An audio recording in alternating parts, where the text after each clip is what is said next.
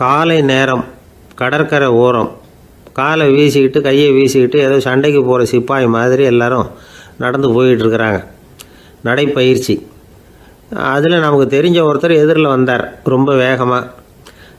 என்ன சார் வாக்கிங்க அப்படின்னு கேட்டோம். அவரால் ஆமாம்னு பதில் சொல்ல முடியல, அவ்வளவு கஷ்டம். மூச்சு விடுறதுக்கே வாயை திறந்து மூடிகிட்டு இருக்கிறார். எங்கே பேசுறது? கொஞ்சம் நின்று நிதானித்து மூச்சு விட்டுட்டு அதுக்கப்புறம் சொன்னார் ஆமாம் அப்படின்னு. என்ன சார் இவ்வளவு வேகம்னோ?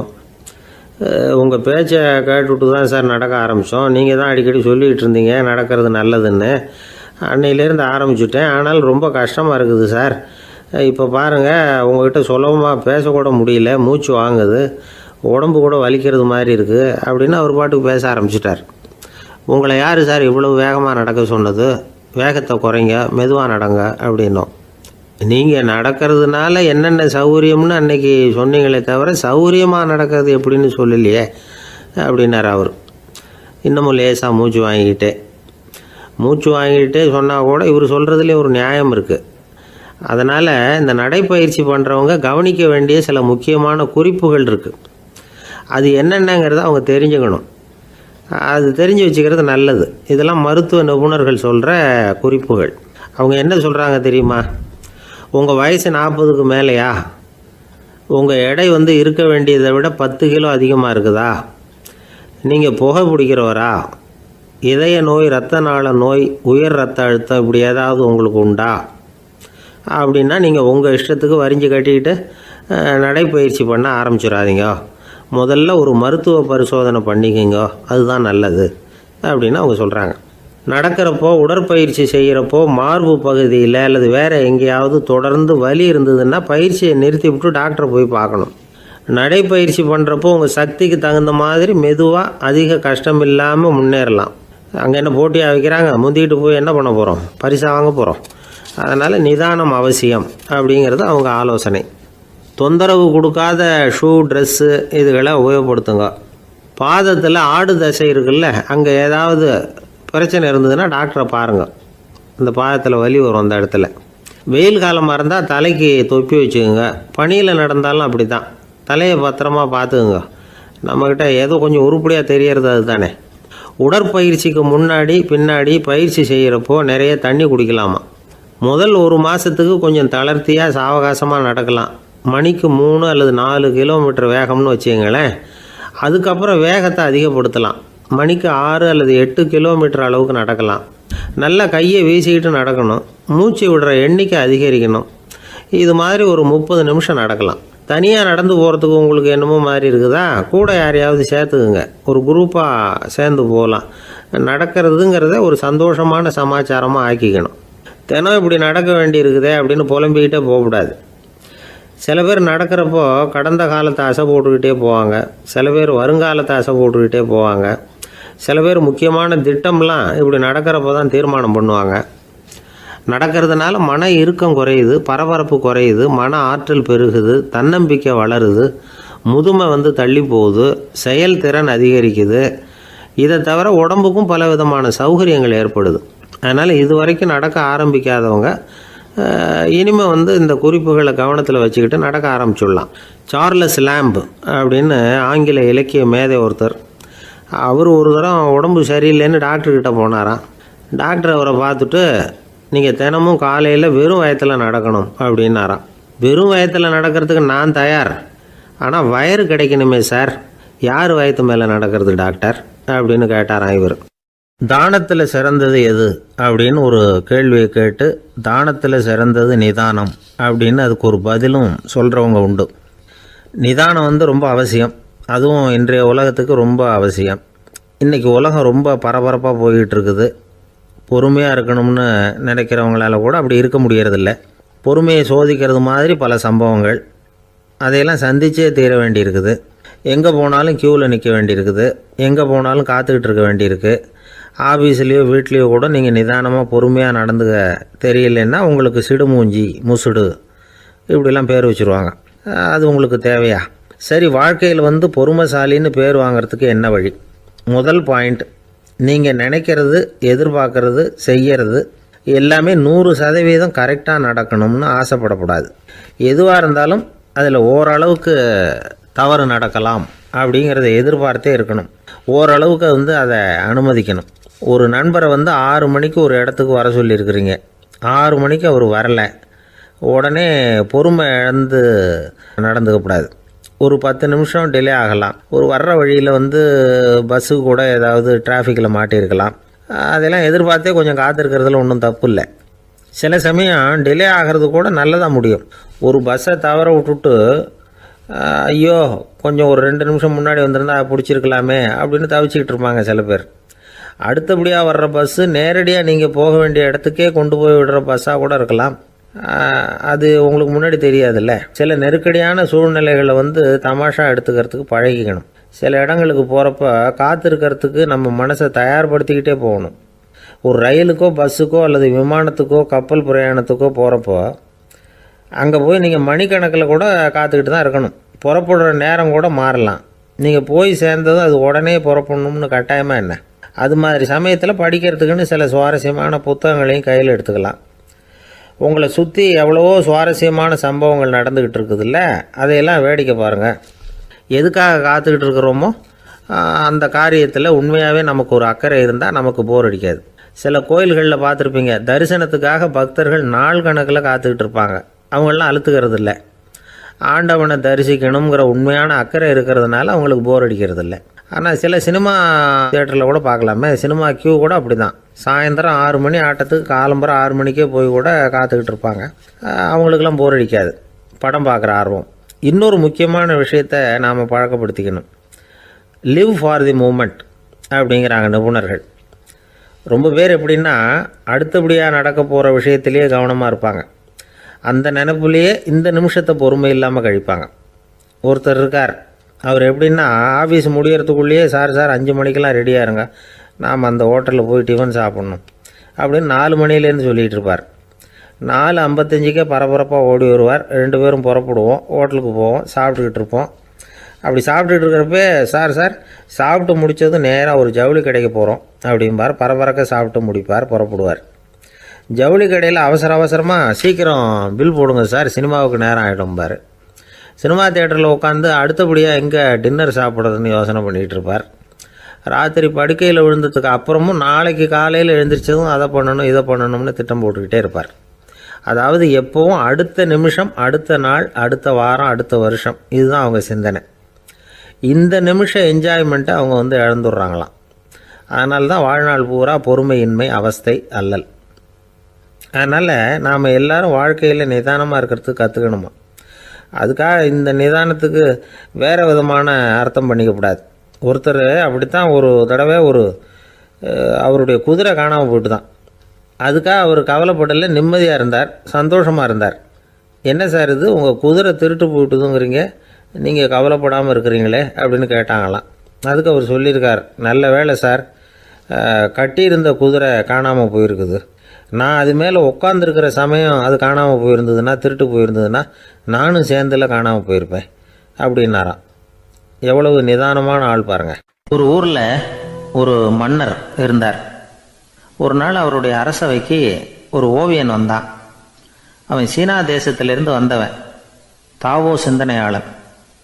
அவன் அங்கே வந்து மன்னர் முன்னாடி நிற்கிறான். யாரும் செய்ய முடியாத ஒரு காரியத்தை என்னால் செய்ய முடியும்னா. இவன் இப்படி சொன்னதை கேட்டதும் ஏற்கனவே அங்கே இருந்த அரசவை ஓவியன் ஒருத்தனுக்கு கோபம் வந்துட்டுது. இதோ பாரு, இப்படிலாம் பேசக்கூடாது, நான் வேணும்னா உன்னுடைய சவாலை ஏற்றுக்கிறேன் அப்படின்னா.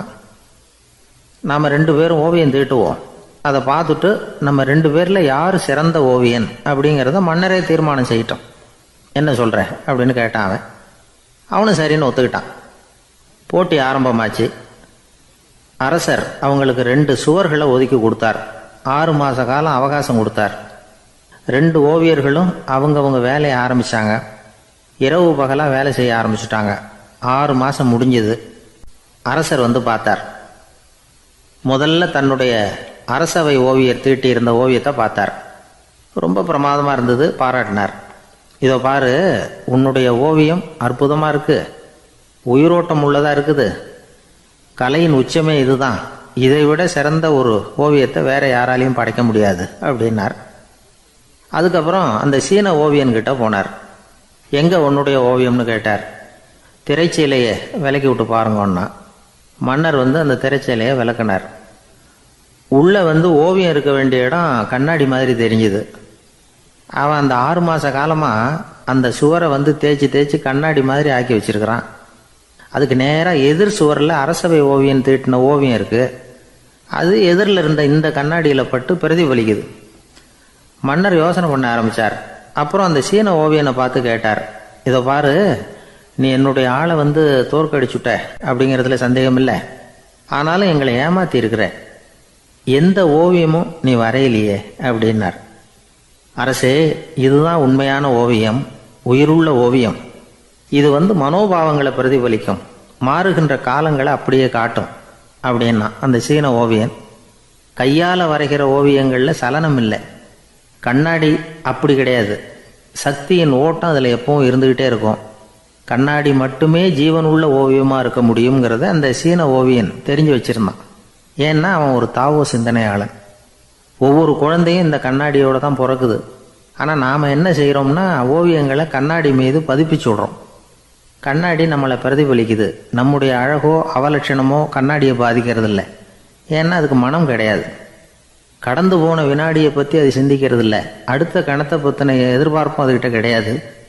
அதுதான் பற்றற்ற நிலை. மனிதனுக்கு தேவைப்படுறது அதுதான். கண்ணாடி கிட்டே இருந்து நாம் கற்றுக்கொள்ள வேண்டிய பாடம் இது. வாழ்க்கையில் மனிதர்களை நேசிக்கலாம், உலகின் அழகையெல்லாம் பிரதிபலிக்கலாம், ஆனால் எதையும் பற்றி கொண்டு விடக்கூடாது அப்படிங்கிறது பெரியவர்கள் அறிவுரை. துயரம்ங்கிறது பற்றுக்களின் சாயை. கண்ணாடி முன்னாடி நிற்கிறப்போவெல்லாம் நமக்கு இந்த ஞாபகம் வரணுமா. ஒரு குடும்பத் தலைவர் ஒரு நாள் காலையில் விடிஞ்சு எழுந்திரிச்சதும் சத்தம் போட்டார். யார் இந்த கருங்குரங்கு படத்தை என் ரூமில் கொண்டாந்து மாட்டி வச்சது அப்படின்னு கத்தினார். சமையல் கட்டிலிருந்து மனைவி பதில் சொன்னாங்க, தூக்க கலக்கத்தில் உளராதுங்க, நல்லா பாருங்க, அது படம் கிடையாது, முகம் பார்க்குற கண்ணாடி அப்படின்னாங்க. ஒரு பள்ளிக்கூடம் வகுப்பு நடந்துக்கிட்டு இருக்கு. ஆசிரியர் பாடம் நடத்திக்கிட்டு இருக்கிறார். நடத்தி முடித்த உடனே கேட்டார், மாணவர்களே, இதுவரைக்கும் நான் நடத்தின பாடத்தில் உங்களுக்கு ஏதாவது சந்தேகம் இருக்கா அப்படின்னு கேட்டார். அப்புறம் ஒவ்வொருத்தராக கேட்டார். ஒரு மாணவன் எழுந்திரிச்சான். சார், எனக்கு சந்தேகம் எதுவுமே இல்லைன்னா. ஏன்னு கேட்டார். ஏன்னா எனக்கு நீங்கள் நடத்தின பாடம் தெளிவாக புரிஞ்சுட்டுது, அதனால் சந்தேகம் வரலன்னா. இன்னொரு மாணவன் எழுந்திரிச்சான். சார், எனக்கும் சந்தேகம் எதுவும் இல்லைன்னா. ஏண்டான்னு கேட்டார். ஏன்னா எனக்கு நீங்கள் நடத்தின பாடம் எதுவுமே புரியல, அதனால் சந்தேகம் வரல அப்படின்னா. இந்த இடத்துல நாம் கொஞ்சம் சிந்திச்சு பார்க்கணும். இந்த உலகத்தில் எல்லாம் புரிஞ்ச ஒருத்தனுக்கும் சந்தேகம் வராது, எதுவுமே புரியாத ஒருத்தனுக்கும் சந்தேகம் வராது. அறகுறையாக புரிஞ்சுக்கிட்டவன் இருக்கான் பாருங்க, அவனுக்கு தான் அடிக்கடி சந்தேகம் வரும். ஆக மாணவர்களை இந்த 3 வகையாக பிரிக்கலாம். அதே மாதிரி தான் மனிதர்களையும் 3 வகையாக பிரிக்கிறாங்க ஆன்மீகவாதிகள். ஒரு ஆன்மீக பெரியவர் என்ன சொல்கிறார் தெரியுமா? இந்த உலகத்தில் 3 வகையான மனிதர்கள் இருக்கிறாங்களாம். முதல் வகை எப்படி தெரியுமா? இவங்களுக்கு எதையும் தெரிஞ்சுக்கணுங்கிற அவசியமே கிடையாது. ஏன்னா அவங்களுக்கு எல்லாமும் தெரியும். இவங்க ஞானத்தின் முழு வடிவாக இருக்கிற காரணத்தினால அவங்களுக்கு எந்த சந்தேகமும் இல்லை, எந்த கேள்விகளும் கிடையாது. இந்த நிலையில் இருக்கிறவன் கிருஷ்ணன். எல்லாத்துக்கும் விட தெரிஞ்சுக்கிட்ட நிலையில் அவன் விடையாக மாறிவிட்டான் அப்படின்னு சொல்லுவாங்க. 2வது நிலையில் இருக்கிறவன் அர்ஜுனன். இவனுக்கு எப்போ பார்த்தாலும் கேள்விதான், சந்தேகம்தான். பதில் சொல்ல சொல்ல அவனுக்கு இருக்கிற சந்தேகமும் அதிகமாகிக்கிட்டே இருக்கும், குறையவே குறையாது. அர்ஜுனன் மாதிரி உள்ளவங்க எப்பவும் கேள்வி கேட்டுக்கிட்டே இருப்பாங்க. ஒரு கேள்விக்கு விட கிடைச்சுட்டுன்னு வைங்க, உடனே இன்னொரு கேள்வி அவங்ககிட்ட இருந்து வரும். கிருஷ்ணனுடைய நிலை எப்படின்னா அது கேள்விகளே அற்ற ஒரு நிலை. அர்ஜுனனுடைய நிலை எப்படின்னா அது கேள்விகளை தவிர வேறு எதுவும் அற்ற ஒரு நிலை. இவங்களை தவிர இன்னொரு ஆள் இருக்கிறான், அவனுக்கும் கேள்விகள் அற்ற ஒரு நிலை தான். அவன் யாருன்னா துரியோதனன். இவனுக்கு தெரிஞ்சுக்கணுங்கிற எண்ணமே சுத்தமாக கிடையாது. ஆவலே இல்லைங்கிறதுனால அதை புரிஞ்சுக்கணுங்கிற அவசியமும் இல்லை. அதனால் அவனுக்கு கேள்விகள் அற்ற ஒரு நிலையில் அவன் இருந்துக்கிட்டு இருக்கிறான். எல்லா பதிலும் தெரிந்து கொண்ட நிலையில் கிருஷ்ணனும் கேள்விகள் அற்ற நிலையில் இருக்கிறான். தெரிஞ்சுக்கணுங்கிற ஆவலே இல்லாத துரியோதனனும் கேள்விகள் அற்ற நிலையிலே இருக்கிறான். இப்படியும் இல்லாமல் அப்படியும் இல்லாமல் 2ம் கெட்டான நிலையில் இருக்கிறானே, அவன் தான் அர்ஜுனன். அதனால் பெரியவங்கள்லாம் என்ன சொல்கிறாங்கன்னா, இந்த உலகத்தில் அர்ஜுனன்களாக இருக்கிறவங்க ஒன்று துரியோதனனாக மாறிடணும், இல்லைன்னா கிருஷ்ணனாக மாறிடணும். இதை தவிர வேறு வாய்ப்பு இல்லை. துரியோதனன் மாதிரி உள்ளது விலங்கு நிலை, கிருஷ்ணன் மாதிரி உள்ளது தெய்வ நிலை. அர்ஜுனன் விலங்காவும் ஆக முடியல, தெய்வமாகவும் ஆக முடியல. இப்படி ரெண்டும் கெட்டானா இருக்கிற வரைக்கும் இந்த கேள்விகளும் பிரச்சனைகளும் இருந்துக்கிட்டே தான் இருக்கும். இதுதான் பெரியவர்கள் சொல்லுகிற அனுபவ உண்மை. ஒரு ஆசிரியர் ரொம்பவும் விரிவாக விளக்கமாக பாடம் நடத்தின பிறகு, மாணவர்களே ஏதாவது சந்தேகம் இருந்தால் கேளுங்கன்னாராம். ஒரு மாணவன் எழுந்திரிச்சான். சார், எனக்கு ஒரு சந்தேகம்னா. என்னன்னு கேட்டார். இது வரைக்கும் என்ன பாடம் சார் நடத்துனீங்க அப்படின்னா அந்த பையன். ஒரு ஊரில் ஒருத்தர் இருந்தான். ஏதோ ஒரு சின்ன அலுவலகத்தில் வேலை பார்த்துக்கிட்டு இருந்தான். ரொம்ப ஏழை. வர்ற கொஞ்சம் வருமானத்தை வச்சு வாழ்க்கையை ஓட்டிகிட்டு இருந்தான். ஒரு நாள் தெரு வழியாக அவன் நடந்து வந்துக்கிட்டு இருக்கிறான். தெருவில் ஒரு காசு கிடந்தது. அதை பார்த்துட்டான். அது குனிஞ்சு எடுத்தான். அது ஒரு பழங்கால காசு. அந்த காசு நடுவில் ஒரு துளை இருந்தது. அதாவது துளையிட்ட நாணயம். பழங்காலத்தில் புழக்கத்தில் இருந்த ஒரு நாணயம் அது. துளையிட்ட நாணயம் கிடச்சிதுன்னா ரொம்ப நல்லது, அது அதிர்ஷ்டம் அப்படின்னு ஒரு நம்பிக்கை உண்டு. இவன் கையில் அது கிடைச்சதும் ரொம்ப சந்தோஷப்பட்டான். இனிமேல் என்னுடைய கஷ்டம்லாம் தீரப்போகுது, அதிர்ஷ்டம் என்னை தேடி வரும், நான் பணக்காரன் ஆகிடுவேன் அப்படின்னு சொல்லிட்டு அந்த காசை தன்னுடைய கோட்டு பையில் பத்திரமா போட்டு வச்சுக்கிட்டான். அடிக்கடி அதை தொட்டு பார்த்துக்கிறது உண்டு, வெளியில் எடுக்க மாட்டான். இப்படியே கொஞ்ச காலம் ஆச்சு. அதுக்கப்புறம் என்னாச்சு தெரியுமா? நிஜமாகவே அதிர்ஷ்டம் அவனை தேடி வர ஆரம்பிச்சுட்டுது. செல்வம் குவிஞ்சுது. பணம், பதவி, புகழ் எல்லாம் சேர்ந்தது. சமூகத்தில் அவன் ஒரு பெரிய மனுஷன் ஆயிட்டான். எல்லாரும் அவனை பாராட்டினாங்க. அவன் எதை தொட்டாலும் வெற்றி, எல்லாம் அந்த காசோட மகிமை அப்படின்னு அவன் மனசுக்குள்ளே நினச்சிக்கிட்டான். தினமும் காலையில் அந்த கோட்டை போட்டுக்கிட்டு தான் வெளியில் கிளம்புவான்.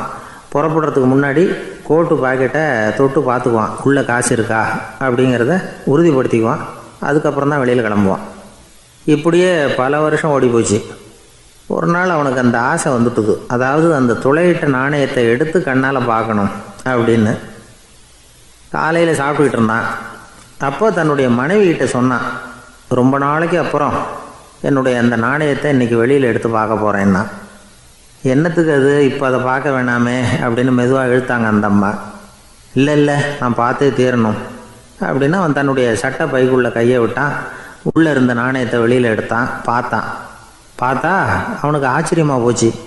அந்த நாணயத்தில் தொலையே இல்லை.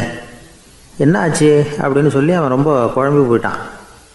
இப்போ அந்த அம்மா சொன்னாங்க, நான் தான் ஒரு நாள் உங்கள் கோட்டு ரொம்பவும் தூசியாக இருக்கேன்னு சொல்லி அதை ஜன்னலுக்கு வெளியில் உதறினேன். உள்ளே இருந்த அந்த காசு அப்போ எனக்கு தெரியாது, ஞாபகத்தில் இல்லை. அது தெருவில் விழுந்துட்டது போல இருக்கு. அதுக்கப்புறம் எவ்வளவோ தேடி பார்த்தேன், கிடைக்கல. அதுக்குள்ளே அதை யாரோ எடுத்துகிட்டு போயிட்டாங்க போல இருக்கு. அது இல்லைங்கிறது உங்களுக்கு தெரிஞ்சால் வருத்தமாக இருக்குமேங்கிறதுக்காக நான் தான் வேறு ஒரு நாணயத்தை எடுத்து சட்டை பைக்குள்ளே வச்சுட்டேன் அப்படின்னு விவரத்தை சொன்னாங்க அந்த அம்மா. இது எப்போ நடந்ததுன்னு கேட்டான். உங்களுக்கு அந்த காசு கிடைச்சதே அன்றைக்கி மறுநாளே இது நடந்து போச்சு அப்படின்னாங்களாம். இதை கொஞ்சம் யோசனை பண்ணி பாருங்கள். அவனுக்கு அதிர்ஷ்டத்தை கொடுத்தது அந்த நாணயம் இல்லை, அவனுடைய நம்பிக்கை, அதாவது தன்னம்பிக்கை. அதுதான் வேலை செஞ்சுருக்கு. இதிலேருந்து நாம் தெரிஞ்சுக்க வேண்டியது என்னென்னா, வாழ்க்கையில் முன்னேற நினைக்கிறவங்களுக்கு தன்னம்பிக்கை ரொம்ப முக்கியம். அது இல்லைன்னா முன்னேற முடியாது. ஒருத்தன் சொன்னானா, நான் எப்போவுமே என்ன தான் சார் நம்புவேன், மற்றவங்கள நம்ப மாட்டேன். நேற்றுக்கு பாருங்கள், திடீர்னு 10 பேர் என்னை அடிக்க வந்துட்டாங்க, நான் ஒருத்தனாகவே அதை சமாளித்தேன் அப்படின்றான் ரொம்ப பெருமையாக. அது எப்படின்னு கேட்டாங்களாம். ஒரே ஓட்டமாக அங்கேருந்து ஓடி வந்துட்டேன் அப்படின்னு நானா. வாழ்க்கையில் ரொம்பவும் அடிபட்டு அல்லல் போட்டுக்கிட்டு இருக்கிற ஒருத்தர் வந்தார். மனசு ரொம்பவும் நொந்து போய் பேசினார். இந்த உலகத்தில் மனுஷனாக பிறந்ததை விட மாடாக பிறந்திருக்கலாம் சார் அப்படின்னார். திடீர்னு என்கிட்ட இப்படி சொன்னால் அதுக்கு நான் என்னங்க பண்ண முடியும் அப்படின்னேன். உங்ககிட்ட வரணும்னு தோணுச்சு, அதனால் வந்தேன் அப்படின்னார். சரிங்க, இப்படி ஒரு யோசனை வந்ததுக்கு என்ன காரணம் அப்படின்னு சொல்லி அவர்கிட்ட கேட்டேன். அதுக்கு அவர் சொன்னார், என் பையனுக்கு வேலை தேடுறேன் கிடைக்கல, பொண்ணுக்கு மாப்பிள்ளை தேடுறேன் கிடைக்கல, வீடு கட்டுறதுக்கு கடன் கேட்குறேன் கிடைக்கல. மாடாக பிறந்திருந்தா இது மாதிரி கவலையெல்லாம் கிடையாதுல்ல, பேசாமல் வைக்கோலை தின்னுக்கிட்டு அசை போட்டுக்கிட்டே கடந்து விடலாமே அப்படின்னார் அலட்சியமாக. அதுக்கப்புறம் தான் அவர் சொன்ன கருத்தை நானும் கொஞ்சம் அசை போட ஆரம்பித்தேன் மனசுக்குள்ளே. இப்போது இயற்கையை பொறுத்த வரைக்கும் அது நாம் எல்லாரும் மகிழ்ச்சியாக வாழணும் அப்படின்னு தான் விரும்புது. விலங்குகள், பறவைகள், தாவரங்கள், அப்புறம் மற்ற உயிரினங்கள் எல்லாமும் நல்லபடியாக இருக்கணும் அப்படிங்கிறது தான் இயற்கையோட விருப்பம். அதில் ஒன்றும் சந்தேகம் இல்லை. இயற்கையோட அமைப்பை கொஞ்சம் கவனித்து பார்த்தா அதை நாம் நல்லா புரிஞ்சுக்கலாம். இருந்தாலும் இந்த ஆள் சொன்னதை கேட்ட பிறகு தான் ஒரு முக்கியமான வேறுபாடு புரிஞ்சுது. அதாவது இந்த உலகத்தில் உள்ள முக்கியமான பிரச்சனைகள் 6. அந்த 6 பிரச்சனைகளும் ஆடு மாடுகளுக்கு கிடையாது, மரம் செடி கொடிகளுக்கு கிடையாது. ஆனால் மனுஷன் அந்த 6 பிரச்சனைகளையும் சந்திக்க வேண்டியிருக்கு. சரி, அந்த 6 பிரச்சனைகள் என்னென்ன தெரியுமா? முதல்ல இந்த ஆடு மாடுலாம் நமக்குன்னு சொந்தமாக ஒரு வீடு இல்லையே அப்படின்னு கவலைப்பட்டுக்கிட்டு இருக்கிறதில்ல. ஆனால் மனிதனுக்கு வீடு தேவைப்படுது. இது ஒரு வித்தியாசம். இப்போ 2வது பிரச்சனை என்னென்னா ஆடை பிரச்சனை. ஒரு கோழியோ சேவலோ நாம் போட்டுக்கிறதுக்கு ஒரு சட்டை இல்லையே அப்படின்னு கவலைப்படுறதில்ல. ஆனால் மனுஷனுக்கு அந்த கவலை உண்டு. சரி, இப்போ 3வது என்னன்னு பார்த்தா கல்வி பிரச்சனை. ஒரு பசுமாடு கவலையோடு நின்றுக்கிட்டு இருக்கு அப்படின்னு வச்சுக்குவோம். நீங்கள் அதுக்கிட்ட போய் ஏன் பசுமாடை கவலையோடு நின்றுக்கிட்டு இருக்கிற அப்படின்னு கேட்குறீங்க. என் கண்ணுக்குட்டிக்கு எல்கேஜியில் இடம் கிடைக்கல, டொனேஷன் கொடுக்கறதுக்கு கையில் பணமும் கிடையாது, சிபாரிசுக்கு யாரை பிடிக்கிறதுன்னு தெரியல, இப்படியா சொல்லிகிட்டு இருக்கோம். அதுக்கு அந்த கவலையெல்லாம் கிடையாது. ஆனால் மனிதனுக்கு அந்த கவலை உண்டு. 4வது என்னன்னு பார்த்தீங்கன்னா வேலைவாய்ப்பு பிரச்சனை. வேலை கிடைக்கலையே அப்படின்னு வேப்ப மரம் கவலைப்படுறதில்ல, ஆனால் மனுஷன் கவலைப்படுறான். 5வது என்னன்னு பார்த்தா கல்யாண பிரச்சனை. எருமை மாடு பசு மாடு எல்லாம் பொண்ணுக்கு மாப்பிள்ளை தேடிக்கிட்டாலே இது பேப்பரில் மணமகன் தேவை அப்படின்னு விளம்பரமாக கொடுக்குது, அதெல்லாம் கிடையாது.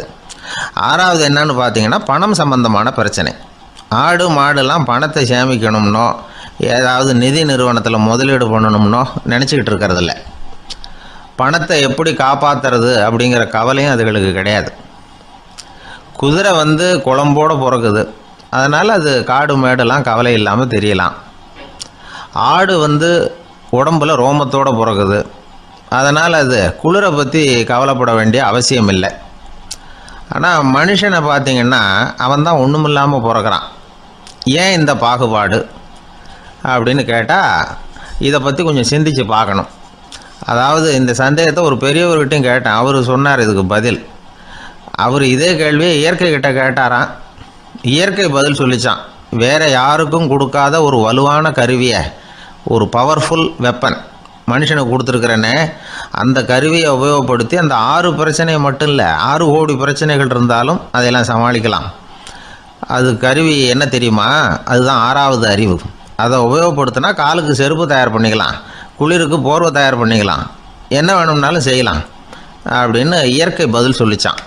அதனால் நாம் செய்ய வேண்டியது என்னென்னா இயற்கையை முதல்ல சரியாக புரிஞ்சுக்கணும். இயற்கையின் படைப்பையே நாம் சரியாக புரிஞ்சுக்கிறது இல்லையா, அதுதான் வேதனை. இந்த கதையை கேளுங்க. இப்போ நகரத்திலேருந்து ஒரு ஆள் கிராமத்துக்கு வந்தான். அங்கே ஒரு சிறுவன் மாடு மேய்ச்சிக்கிட்டு இருந்தான். நகரத்து ஆள் சொன்னான், எவ்வளோ அழகான பசு, அது சரி இதுக்கெல்லாம் ஏன் கொம்பு இல்லைன்னா. இதுக்கு அந்த பையன் பதில் சொன்னான், பசுமாட்டுக்கு கொம்பு இல்லாததுக்கு பல காரணங்கள் உண்டு. கண்ணுக்குட்டியாக இருந்தால் கொம்பு இருக்காது, பசு வளர்ந்து பெருசானதுக்கு அப்புறம் தான் கொம்பு முளைக்கும், இது ஒரு காரணம்.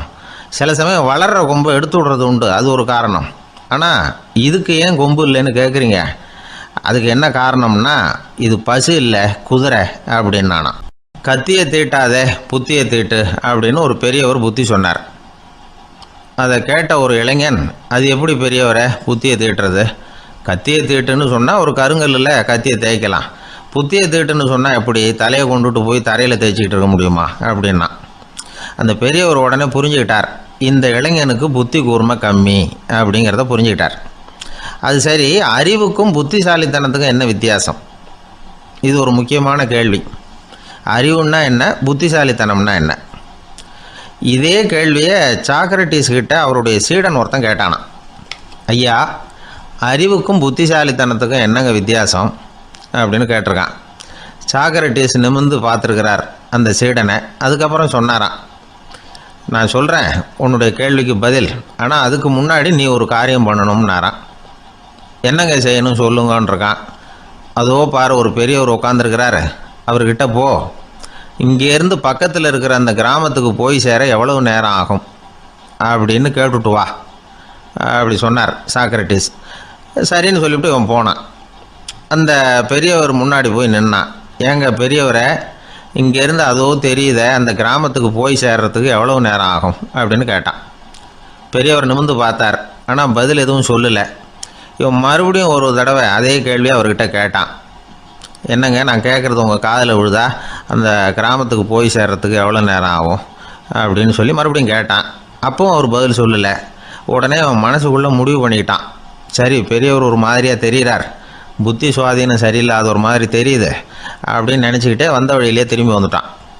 கொஞ்சம் தூரம் நடந்திருப்பான். இப்போ அந்த பெரியவர் மறுபடியும் கூப்பிட்டார். இளைஞனே இப்படி வாடினார். இவனுக்கு ஒன்றும் புரியல. மறுபடியும் திரும்பி நடந்தான். அவர் முன்னாடி போய் நின்னான். பெரியவர் சொன்னார், தம்பி, இங்கேருந்து அந்த கிராமத்துக்கு போய் சேர்றதுக்கு 5 நிமிஷம் ஆகும் அப்படின்னார். இப்போ அந்த இளைஞன் அந்த முதியவரை ஒரு மாதிரியாக பார்க்க ஆரம்பித்தான். அதுக்கப்புறம் கொஞ்சம் யோசித்தான். பிறகு அவர்கிட்டே கேட்டுட்டான், ஏங்க பெரியவரை, இதே பதிலை அப்போவே என்கிட்ட சொல்லியிருக்கலாமே, என்னை திரும்பி போன்னு சொல்லிவிட்டு பாதி தூரம் போனதுக்கப்புறம் மறுபடியும் கூப்பிட்டு அதுக்கப்புறம் இப்படி சொல்கிறீங்களே, இது நியாயமா அப்படின்னா. பெரியவர் சிரித்தார். அதுக்கப்புறம் சொன்னார், ஏன்பா, நீ எவ்வளவு வேகமாக நடக்கிறேங்கிறத பார்க்காம நீ கிராமத்துக்கு போய் சேர வேண்டிய நேரத்தை எப்படி என்னால் சொல்ல முடியும்? அதனால தான் உன்னை கொஞ்சம் தூரம் நடக்க விட்டு உன்னுடைய நடையின் வேகம், அந்த கிராமம் இருக்கிற தூரம் ரெண்டையும் கணக்கு போட்டு அதுக்கப்புறம் நேரத்தை சொன்னேன்னார். சீடன் வந்து தலை குனிந்தான். அப்படியே திரும்பி வந்து சாக்ரட்டிஸ் முன்னாடி நின்னான். சாக்ரட்டிஸ் இப்போ சொல்கிறார், தம்பி, அதுக்கு பேர் தான் புத்திசாலித்தனம். இந்த அறிவு கூர்மை வந்து எல்லா இளைஞர்களுக்கும் வரணும் அப்படிங்கிறதுக்காகத்தான் கத்தியை தீட்டாத புத்தியை தீட்டு அப்படின்னு பெரியவங்கள்லாம் சொல்லிகிட்டு இருக்கிறாங்க. புத்தியை தீட்டுறவங்கெல்லாம் வாழ்க்கையில் அறிவாளியாகிறாங்க, தீட்டாதவங்க கோமாளியாகிறாங்க. இதுதான் இன்றைக்கி நடக்கிறது. அதனால் அறிவு கூர்மைங்கிறது வேற. இந்த காலத்து ஆசாமி ஒருத்தர் இன்னொருத்தரை பார்த்து கேட்டார், ஏங்க, ஒரு விமானம் இங்கேருந்து புறப்பட்டு 2 மணி நேரத்தில் மதுரைக்கு போய் சேருது. நல்லா கவனிங்க, ஒரு விமானம் இங்கேருந்து புறப்பட்டு 2 மணி நேரத்தில் மதுரைக்கு போய் சேருது அப்படின்னா என்னோடய வயசு என்னன்னு கேட்டார். இவர் கேட்குறதுல ஏதாவது அர்த்தம் இருக்கா? அதாவது இங்கேருந்து புறப்பட்டு 2 மணி நேரம் ஆகுது மதுரைக்கு போகிறதுக்கு, அப்படின்னா என் வயசு என்னன்னு கேட்குறாரு. இதை கேட்ட உடனே அவர் பதில் சொன்னார், அப்படின்னா உங்களோட வயசு 20 அப்படின்னார். எப்படிங்க அவ்வளவு கரெக்டாக சொன்னீங்க அப்படின்னு கேட்டார். வேறு ஒன்றும் இல்லை, எங்கள் பக்கத்து வீட்டில் ஒரு முழு பைத்தியம் இருக்குது, அதோட வயசு 40, அப்படின்னா உன் வயசு 20 தான் இருக்கணும் அப்படின்னார். அரை பைத்தியம்னு முடிவு பண்ணிக்கிட்டார். அதனால் வாழ்க்கையில் அறிவு கூர்மைங்கிறது ரொம்ப அவசியம். அந்த புத்திசாலித்தனம் இருக்கிறவங்க வாழ்க்கையில் வெற்றி பெறுவது நிச்சயம். ஒரே ஒரு ஊரில் ஒரு ராஜா இருந்தார். அவர் பேரில் மக்களுக்கு ரொம்ப மரியாதை. அவ்வளவு நல்லா ஆட்சி புரிஞ்சுக்கிட்டு வந்தார். அவருக்கு வயசாயிட்டுது. அதனால் ஒரு நாள் அமைச்சரை கூப்பிட்டார். இதை பாருங்கள், எனக்கு வயசாயிட்டுது, அதனால் இந்த அரச பொறுப்பையெல்லாம் நீங்கள் ஏற்றுக்குங்க அப்படின்னார். அதுக்கப்புறம் ராணியை கூப்பிட்டார். வா, நாம் இனிமேல் இங்கே இருக்க வேணாம், காட்டுக்கு போய் தவம் பண்ணலாம் அப்படின்னு கூப்பிட்டார். இந்த செய்தி மக்களுக்கு அறிவிக்கப்பட்டது. மக்கள் உடனே கூட்டம் கூட்டமாக அரண்மனைக்கு வர ஆரம்பிச்சிட்டாங்க. மன்னரை போய் பார்க்குறாங்க. அரசே, தாங்கள் வந்து எங்களுக்கு தந்தை மாதிரி, நீங்கள் காட்டுக்கு போயிட்டால் நாங்கள்லாம் இங்கே எப்படி இருக்க முடியும்? எங்களுக்கெல்லாம் எந்த துன்பமும் இல்லாமல் பார்த்துக்கிட்டு வர்றீங்க. இது மாதிரியான ஒரு அரசாட்சி இல்லைன்னா மக்கள் வந்து வாழ்ந்து என்ன பயன் அப்படின்னாங்க. இருந்தாலும் என்ன பண்ணுறது, வயசாயிட்ட காரணத்தினால இந்த முடிவுக்கு வர வேண்டியிருக்குது அப்படின்னாரா ராஜா. அப்படின்னா நீங்கள் காட்டுக்கு போக வேணாம், நாங்கள் போகிறோம். நாங்கள் அங்கே போய் தவம் பண்ணுறோம், வழிபாடு பண்ணுறோம். கடவுள் வருவார், அவர்கிட்ட வரம் வாங்கிட்டு வந்துடுறோம் அப்படின்னாங்களாம். அப்படி சொல்லிவிட்டு உடனே எல்லாரும் காட்டுக்கு போனாங்க. நாட்டு மக்கள் எல்லாரும் ஒட்டு மொத்தமாக வந்து காட்டில் உட்காந்துக்கிட்டு தவம் பண்ணுறதை பார்த்தார் கடவுள். உடனே புறப்பட்டு வந்தார். எல்லாரும் இப்படி வந்து உட்காந்துருக்கிறீங்களே, என்ன வேணும் உங்களுக்கு அப்படின்னு கேட்டார். உடனே மக்கள் எல்லாரும் ஒரு குரலில் சொன்னாங்க, சுவாமி, எங்கள் மன்னன் ரொம்ப நாளைக்கு நல்லபடியாக இருக்கணும். அவர் வந்து மகிழ்ச்சியாகவும் உடல் நலத்தோடும் இருந்தால் தான் நாங்கள் அமைதியாக வாழ முடியும் அப்படின்னாங்க. சரி, அதுக்கு என்ன செய்யணும் அப்படின்னார் ஆண்டவன். எங்கள் மன்னருக்கு இன்னும் ஒரு 100 வருஷம் ஆயுளை கொடுங்க அப்படின்னாங்க. அவ்வளவு தானே, சரி அப்படியே ஆகட்டும் அப்படின்னு சொல்லிவிட்டு ஆண்டவன் போயிட்டார். மக்கள் மகிழ்ச்சியோடு திரும்பி வந்தாங்க. மன்னா, கடவுள் வரம் கொடுத்துட்டார், நீங்கள் 100 வருஷம் வாழ போகிறீங்க அப்படின்னாங்க. இதை கேட்டதும் ராணி ராஜாவை வணங்கி நான் தவம் செய்ய போகிறேன் அப்படின்னு புறப்பட்டாங்க. உடனே மக்கள் என்ன நினச்சாங்க தெரியுமா? ஐயோ, நாம் ராஜாவுக்கு மட்டும்தானே நீண்ட ஆயுள் வேணும்னு வரம் வாங்கினோம், ராணிக்கு வாங்கலையே, அதுதான் கோபத்தில் புறப்பட்டாங்க போல இருக்கு அப்படின்னு நினச்சி வருத்தப்பட்டாங்க. ஆனால் ராணி நினச்சது அது இல்லை. ராணி போய் தவம் பண்ணாங்க, கடவுள் காட்சி கொடுத்தார். இவங்க கேட்குறாங்க, சுவாமி, ராஜாவுக்கு மட்டும் 100 வருஷம் ஆயுள்னு வரம் கொடுத்துட்டீங்க, அப்படின்னா குடிமக்களும் 100 வருஷம் இருக்கணும். இப்படிப்பட்ட குடிமக்கள் இல்லைன்னா அப்படிப்பட்ட அரசன் இருந்து என்ன பிரயோஜனம் அப்படின்னாங்களாம். ஆண்டவன் பார்த்தார், சரி அவங்களும் 100 வருஷம் வாழ்வாங்க, அது மட்டும் இல்லை நீயும் 100 ஆண்டு காலம் வாழ வரமளிக்கிறேன் அப்படின்னு சொல்லிவிட்டு மறைஞ்சிட்டார். இதில் ஆண்டவன் வர்றதும் மறையிறதும் முக்கியம் இல்லை. இதில் கவனிக்க வேண்டியது ஆள்கிறவனின் விசால மனம், குடிமக்களின் விசால மனம், ஆள்கிறவன் மனைவியினுடைய விசால மனம். இப்படி ஒரு நாடு இருந்துட்டுதுன்னா எப்படி இருக்கும் வாழ்க்கை நினச்சி பாருங்கள். அதனால தான் பெரியவங்கள்லாம் சொல்கிறாங்க, இதய வாசல் திறந்தே இருக்கணும், இதயத்தின் கதவுகளை மூடாதீங்க அப்படின்னு சொல்லுவாங்க. என்கிட்ட ஒருத்தர் சொன்னார், என்னுடைய இதய வாசல் எப்பவும் திறந்தே தான் இருக்குதுன்னார். எதனால் அப்படி சொல்கிறீங்க அப்படின்னு கேட்டோம். டாக்டரே சொல்லிவிட்டார், என்னுடைய இதயத்தில் ஒரு ஓட்டை இருக்குது அப்படின்னு, வால்வு சரியில்லையா அப்படிங்கிறார். ஒரு ஊரில் ஒரு ராஜா இருந்தார். அவர் அடிக்கடி காட்டுக்கு வேட்டையாட போவார். சில நண்பர்களையும் கூட அழைச்சிக்கிட்டு போவார். காட்டுக்கு போனதும் ஆளுக்கு ஒரு பக்கமாக போய் வேட்டையாடுவாங்க. சாயந்தரமாக திரும்பி வருவாங்க. மறுநாள் அரண்மனையில் உட்காந்து ஒவ்வொருத்தரும் அவங்க அனுபவங்களை எல்லாம் சொல்லிக்குவாங்க. அவங்க வீரத்துக்கு தகுந்த மாதிரி பரிசை அந்த ராஜா கொடுப்பார். இது மாதிரி ஒரு தடவை எல்லாரும் வேட்டைக்கு போயிட்டு திரும்பி வந்ததும் உட்காந்து பேச ஆரம்பிச்சிருக்கிறாங்க. ஒருத்தன் சொன்னான், தன்னுடைய வீர செயலை பற்றி அளக்க ஆரம்பிச்சிட்டான். ஏன்னா அதுக்கு பரிசு கிடைக்க போகுதில்ல, அதனால். அவன் என்ன சொன்னான் தெரியுமா? அரசே, நேற்றுக்கு காட்டில் என்னாச்சு தெரியுமா? எனக்கு நேராக ஒரு சிங்கம் வாயை திறந்துக்கிட்டு வந்துட்டுது. நான் பயப்படவே இல்லை. உடனே ஒரு கல்லை எடுத்து குறி பார்த்து வீசினேன். சிங்கத்து வாய்க்குள்ளே போய் அந்த கல் மாட்டிக்கிட்டுது. அவ்வளவுதான். அந்த சிங்கம் என்னை பார்த்துட்டு பயந்துட்டு ஒரே ஓட்டமாக திரும்பி ஓடி போயிட்டுது அப்படின்னா. ஆஹா பலே அப்படின்னு எல்லாரும் கை தட்டினாங்க. 2வது ஆள் ஒருத்தன் எழுந்திரிச்சான். அவன் சொல்ல ஆரம்பித்தான், அரசே, நான் போன வழியில் 2 பெரிய மலைப்பாம்பு கிடந்தது, என்னை மூழ்கிறதுக்கு வந்தது. நான் என்ன பண்ணேன் தெரியுமா? அந்த 2 பாம்போட வாலையும் ஒன்றா சேர்த்து முடிச்சு போட்டுட்டேன். அவ்வளவுதான். அது அங்கே இழுக்க இது இங்கே இழுக்க முடிச்சு நல்லா இறுகி போட்டுது அப்படின்றான். ஆஹா அற்புதம்னு சொல்லி எல்லாரும் கை தட்டினாங்களாம். அடுத்தபடியாக 3வது ஆள் ஒருத்தன் வந்தான். அவன் சொல்ல ஆரம்பித்தான், மன்னா, நான் போன பாதையில் குறுக்க ஒரு ஆறு, அதில் இறங்கி குளித்தேன். யாரோ காலை பிடிச்சி இழுக்கிறது மாதிரி இருந்தது. திரும்பி பார்த்தா ஒரு பெரிய முதலை. நான் உடனே அப்படியே ஒரு துள்ளல் துள்ளி அது முதுகில் போய் உக்காந்துக்கிட்டேன். அதை அப்படியே கரைக்கு நீந்த வச்சேன். கரைக்கு வந்து சேர்ந்ததும் அப்படியே ஒரே துள்ளி குதிச்சு கரைக்கு வந்துட்டேன் அப்படின்றான். அவன் தன்னுடைய வீரத்தை அப்படி சொல்லியிருக்கான். அடடா, எப்பேற்பட்ட வீரம் அப்படின்னு எல்லாரும் கை தட்டினாங்களாம். 4வது ஆள் எழுந்திரிச்சான். மன்னா, நான் போன இடத்துல ஒரு கரடி வந்து என்னை துரத்த ஆரம்பிச்சுட்டுது. நான் ஒரு மலை உச்சிக்கு வந்துட்டேன். அதுக்கப்புறம் ஒரு அடி எடுத்து வச்சாலும் அதில் பாதாளத்தில் விழ வேண்டியது தான். அந்த நேரம் பார்த்து ஒரு பெரிய ராட்சச கழுகு அந்த பக்கமாக பறந்து வந்தது. நான் உடனே அப்படியே உயர எழும்பி அந்த கழுகோட காலை பிடிச்சிக்கிட்டேன். அப்படியே தொங்கிக்கிட்டே வந்தேன். ஒரு நல்ல இடம் வந்ததும் தொப்புன்னு கீழே குதிச்சு நடந்து வந்துட்டேன்னா. இதுக்கும் எல்லாரும் கை தட்டுறாங்க. கடைசியாக ஒரு ஆள் எழுந்திரிச்சான். அரசே, நான் வந்து போன வழியில் ஒரு பெரிய யானை குறுக்க வந்தது. பயங்கரமாக சத்தம் போட்டுக்கிட்டே வந்தது. நான் பயந்து ஓடலை. உடனே என்ன பண்ணேன் தெரியுமா? அந்த யானையோட வாலை பிடிச்சி தூக்கினேன். தலைக்கு மேலே தூக்கி கரன்னு சுற்றினேன். வேகமாக சுற்றி வீசி எறிஞ்சேன். அவ்வளவுதான். அதே ஸ்பீடில் அந்த யானை மேலே போக ஆரம்பிச்சுட்டுது. இன்னும் கூட அது போய்கிட்டே தான் இருக்குது, கீழே விழவே இல்லைன்னா. இதை கேட்டதும் ராஜாவுக்கு கோபம் வந்துட்டுது. என்ன முட்டாள்னு நினச்சிக்கிட்டு பேசுறியா? யானையை வந்து நீ வாழை பிடிச்சி தூக்குன, அதை நான் நம்பணுமா அப்படின்னார். உடனே இவன் பணிவாக பதில் சொன்னான், அரசே, ஒரு சிங்கத்து வாயில் கல் மாட்டிக்கிட்டதை நம்புறீங்க, மலைப்பாம்பு வாழை பிடிச்சி முடிச்சு போட்டதை நம்புறீங்க, முதல்ல முதுகில் சவாரி பண்ணதையும் நம்புறீங்க, கழுகு காலை பிடிச்சிக்கிட்டு பறக்கிறதையும் நம்புறீங்க. அப்படி நம்புறப்ப நான் சொன்னதை மட்டும் நம்பக்கூடாதா அப்படின்னு கேட்டானான். பொய் சொன்னவங்கெல்லாம் தலையை தொங்க போட்டுக்கிட்டாங்களாம். ராஜா அவங்கள பார்த்து சொன்னாராம், நீங்கள் எல்லாரும் என்னை முட்டாளாக்கி இருக்கிறீங்க. கடைசியாக பேசின இவன் தான் எனக்கு உண்மை எது பொய் எதுங்கிறத புரிய வச்சிருக்கிறான். இவன் தான் உண்மையான தைரியசாலி அப்படின்னு சொல்லி அவனுக்கே பரிசையெல்லாம் கொடுத்து பாராட்டினாராம். இப்படி ஒரு கதை.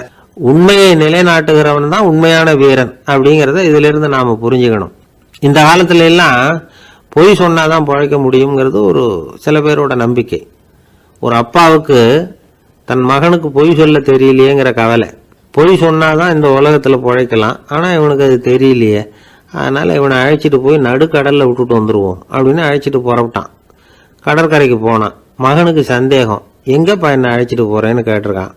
கடலில் மீன் பிடிக்க கற்றுக் கொடுக்க போகிறேன் உனக்கு அப்படின்னானா.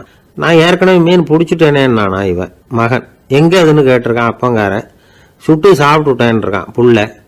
அப்பங்காரன் பார்த்தான், சரி நம்ம புள்ள பொழைச்சிக்கோ அப்படின்னு சொல்லி திருப்பி அழைச்சிட்டு வந்துட்டானா. இணை புரியாத 2 நண்பர்கள் இருந்தாங்களாம். 2 பேரும் விடாமல் சிகரெட்டு குடிக்கிறவங்க. அதில் ஒருத்தன் செத்து போட்டான். இன்னொருத்தன் அதுக்கப்புறம் 2 சிகரெட்டாக குடிக்க ஆரம்பிச்சானா. ஏன் இப்படி பண்ணுறேன்னு கேட்டிருக்காங்க. நான் ஒரு சிகரெட்டு தான் குடிக்கிறேன், செத்து போன என்னுடைய ஃப்ரெண்டு இருக்கானே செத்து போனவன், அவனுக்காக இன்னொரு சிகரெட்டு குடிக்கிறேன் அப்படின்னு நானா. இது ரொம்ப ஆபத்து, விட்டுடு அப்படின்னு சொல்லியிருக்காங்க. சரின்னு ஒத்துக்கிட்டான். ஆனால் அதுக்கப்புறமும் ஒரு சிகரெட் வீதமாக குடிச்சிக்கிட்டே இருந்தான். சிகரெட்டு பழக்கத்தை நீ இன்னும் விடலையான்னு கேட்டாங்களாம். அந்த பழக்கத்தை நான் எப்போ விட்டுட்டேன், இப்போ நான் குடிக்கிறது என் ஃப்ரெண்டுக்காக அப்படின்னு நானா. இவங்கெல்லாம் எப்படி திருந்துறது? அளவுக்கு மிஞ்சினால் அமிர்தமும் நஞ்சு அப்படின்னு சொல்லுவாங்க. அது உண்மைதான். ஒருத்தருக்கு அளவுக்கு மீறிய புகழ் வந்துட்டுதுன்னு வச்சுங்க, அது கூட ஆபத்தா போயிடுறது உண்டு. பழங்காலத்துல எல்லாம் கிரேக்க தேசத்துல ஒரு பழக்கம் உண்டாம். அதாவது யாராவது ஒருத்தரை நாடு கடத்தணும்னா அதுக்கு ஒரு வழி உண்டு. அதாவது ஒருத்தரை நாடு கடத்தணும்னு மக்கள் விரும்புகிறாங்கன்னு வச்சுங்களேன், அவர் பேரை ஒரு மண்பாண்ட ஓட்டுச்சில்லில் எழுதி அதை ஒரு குறிப்பிட்ட பொது இடத்துல போட்டுற வேண்டியது, அவ்வளவுதான். இது மாதிரி பல பேர் போட்டுக்கிட்டே இருப்பாங்க. எல்லாம் அப்படியே குவிஞ்சு போயிடும். அந்த ஓட்டாஞ்சில்லு குவியலில் யாருடைய பேர் அதிகமாக இருக்குதோ அந்த நபரை ஒரு 10 ஆண்டுகள் நாடு கடத்தி விடுவாங்க. இது அந்த ஊர் வழக்கமாக. ஒரு நாள் அந்த குவியலுக்கு பக்கத்தில் ஒரு ஆள் நின்றுக்கிட்டு இருக்கிறான். அவன் கையில் ஒரு ஓட்டாஞ்சில்லு வச்சிருக்கிறான். அதில் யாரோட பேரையோ எழுதணும், எழுதி அந்த இடத்துல போடணுங்கிறது அவன் ஆசை. ஆனால் அவன் படிக்காதவன், அதனால் எழுத தெரியல. யாராவது அந்த வழியாக வர்றாங்களான்னு பார்த்துக்கிட்டே நின்றுக்கிட்டு இருந்தான்.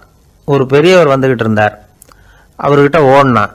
கையில் இருந்த மண்பாண்ட சில்லை கொடுத்தான். ஐயா, இதில் ஒரு பேர் எழுதி கொடுங்களேன்னா. அந்த பெரியவர் அதை வாங்கி கையில் வச்சுக்கிட்டு, என்ன பேர் எழுதணும் சொல்லு அப்படின்னா.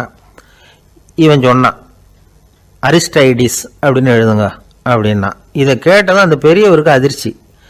ஏன்னா அவர் தான் அரிஸ்டைடிஸ், தத்துவ மேதை அரிஸ்டைடிஸ் அவர். இருந்தாலும் நான் தான் அதுங்கிறத காட்டிக்காம அந்த ஆளுகிட்ட கேட்டார். அது சரிப்பா, அரிஸ்டைடிஸ்ங்கிற பேரை எழுத சொல்ற, அவர் உனக்கு என்ன கெடுதல் பண்ணார், அவர் பேரை இதில் எழுத சொல்றியே அப்படின்னு கேட்டிருக்கார். அதுக்கு இவன் சொன்னானா, அவர் எனக்கு எந்த கெடுதலும் பண்ணல, அவரை நான் பார்த்தது கூட இல்லை அப்படின்னு இருக்கான்.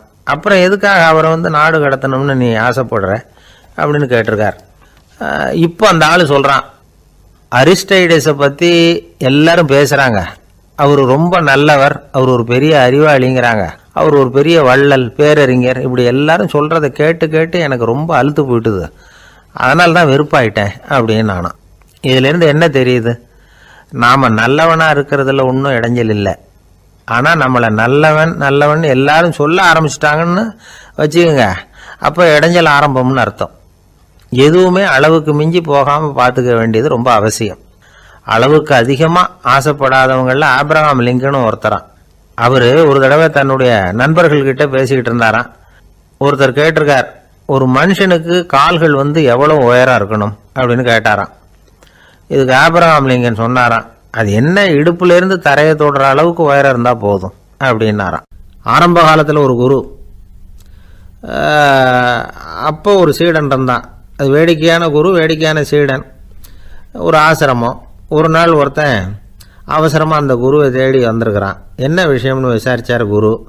உங்கள் சீடர் என்னை அடிச்சுட்டார் அப்படின்னு புகார் பண்ணானா அந்த ஆள். குரு சீடனை கூப்பிட்டார். அடிச்சே அந்த ஆளை அப்படின்னு கேட்டாராம். ஆமான் இருக்கான் சீடன். ஏன் அடிச்சே அப்படின்னு கேட்டாராம். இந்த ஆள் உங்களை பற்றி மட்டமாக பேசிவிட்டான், என்னால் அதை தாங்கிக்க முடியல, அதனால தான் அடிச்சுட்டேன்றான். அப்படி என்ன பேசினா அப்படின்னு கேட்டாராம். உன்னுடைய குருநாதர் இப்போல்லாம் அர்த்தமில்லாமல் பேச ஆரம்பிச்சுட்டார் அப்படின்னு சொல்லிவிட்டான், அதனால தான் அடிச்சுட்டேன் அப்படின்னு நானாம். அதுக்காக அடித்தே அப்படின்னாராம். நான் அதுக்காக அடிக்கலை குருவே, இப்பெல்லாம் நீங்கள் அர்த்தம் இல்லாமல் பேசுகிறதாக அவன் சொல்கிறான், அப்படின்னா இதுவரைக்கும் நீங்கள் அர்த்தத்தோடு பேசினதாகத்தானே அர்த்தம், அது தப்பு தானே, அதனால தான் அடித்தேன் அப்படின்னு நானாம். ஒரு பெரியவர் உட்கார்ந்துருக்கிறார், அவரை சுற்றி அவருடைய தோழர்கள் உட்கார்ந்துருக்கிறாங்க. ஏதோ ஒரு முக்கியமான செய்தியை அவர் அவங்களுக்கு சொல்லிகிட்டு இருக்கிறார். அவங்களும் ஆர்வமாக கேட்டுக்கிட்டு இருக்கிறாங்க. இந்த சமயத்தில் யாரோ ஒரு ஆள் வேகமாக அங்கே வர்றார். வர்ற வேகத்திலேயே எனக்கு ஏதாவது உதவி செய்யுங்க அப்படின்னு கேட்டுக்கிட்டே வர்றார். கேட்கறது உதவி, ஆனால் குரல் மிரட்டுறது மாதிரி இருக்குது, அதட்டி கேட்கறது மாதிரி இருக்குது. இதை கேட்டதும் அந்த பெரியவர் ஆத்திரப்படலை, ஆனால் அவரை சுற்றி இருந்தவங்க ஆத்திரப்பட்டாங்க. இதை பெரியவர் கவனித்தார். கொஞ்சம் அமைதியாக இருங்கன்னார். வந்தவரை கூப்பிட்டார். அவருக்கு சில பொருள்களை கொடுத்தார். என்னங்க இப்போ உங்களுக்கு மகிழ்ச்சி தானே அப்படின்னார். அப்படின்னு அலட்சியமாக அவர் சொல்கிறார். நான் உங்களை நல்ல முறையில் நடத்தினேன்னா அப்படின்னு கேட்குறாரு அவர் மறுபடியும். அதெல்லாம் ஒன்றும் இல்லை அப்படின்னு சொல்லி அவர் சொல்லிகிட்டு இருக்கிறாரு. குரலில் கடுமை குறையில. சுற்றி இருந்தவங்களால இதை பொறுத்துக்க முடியல. கோபத்தோடு அவரை நோக்கி நெருங்க ஆரம்பித்தாங்க. பெரியவர் அவங்களையெல்லாம் தடுத்து நிறுத்தினார். வந்தவரை வாங்க என்னோட அப்படின்னு சொல்லி அழைச்சிட்டு போனார். வீட்டுக்கு போனார். அங்கே போனதும் இன்னும் சில பொருள்களை எடுத்து அவர்கிட்ட கொடுத்தார். இப்போ திருப்தி தானே, நான் உங்ககிட்ட நல்ல முறையில் நடந்துக்கிட்டேனா அப்படின்னார். அவர் முகம் இப்போ தான் கொஞ்சம் மலர்ந்தது. ரொம்ப நன்றி, இறைவன் உங்கள் குடும்பத்துக்கு எல்லா நன்மைகளையும் செய்வான் அப்படின்னு சொன்னார். இதே வார்த்தைகளை என்னுடைய தோழர்கள்கிட்டே சொல்லிட்டீங்கன்னா அவங்க கோபம் தணிஞ்சிரும், வர முடியுமான்னார். கண்டிப்பாக வர்றேன் அப்படின்னாரு. மறுநாள் காலையில் அந்த இடத்துக்கு வந்தார். அதே மாதிரி சொல்லிவிட்டு அவர் போயிட்டார். தோழர்கள்லாம் ரொம்ப வியப்போடு பெரியவரை பார்த்தாங்க. அந்த பெரியவர் தான் நபிகள் நாயகம். அவர் சொன்னார், ஒருத்தன் ரொம்ப ஆசையாக ஒரு ஒட்டகத்தை வளர்த்துக்கிட்டு வந்தான். ஒரு நாள் அந்த ஒட்டகம் கயத்தை அறுத்துக்கிட்டு ஓடி போயிட்டுது. அக்கம் பக்கத்தில் இருக்கிறவங்கெல்லாம் அந்த ஒட்டகத்தை பிடிக்கிறதுக்கு முயற்சி பண்ணாங்க. அதை துரத்திக்கிட்டு ஓடினாங்க. ஒட்டகம் தாறுமாறாக ஓட ஆரம்பிச்சுது. இந்த சமயத்தில் ஒட்டகத்தை வளர்த்தவன் அங்கே ஓடி வந்தான். நீங்கள் அதை ஒன்றும் செய்ய வேணாம், விட்டுருங்க, அதோட சுபாவம் எனக்கு நல்லா தெரியும், அதை சுலபமாக என்னோட வழிக்கு கொண்டுட்டு வந்துட முடியும், நான் பார்த்துக்கிறேன், விட்டுருங்கோ அப்படின்னா. எல்லாரும் விலகி போயிட்டாங்க. இவன் என்ன செஞ்சான் தெரியுமா? கொஞ்சம் புல்லை கையில் எடுத்துக்கிட்டு அந்த ஒட்டகத்தை நெருங்கினான். அவ்வளவுதான். அது ஓடி இவன் காலடியில் உட்காந்துக்கிட்டது. செல்லமாக அதை அப்படியே தடவி கொடுத்தான். முதுகில் ஏறி உட்காந்துக்கிட்டான். அது பாட்டுக்கு சாதுவாக நடந்து போகுது.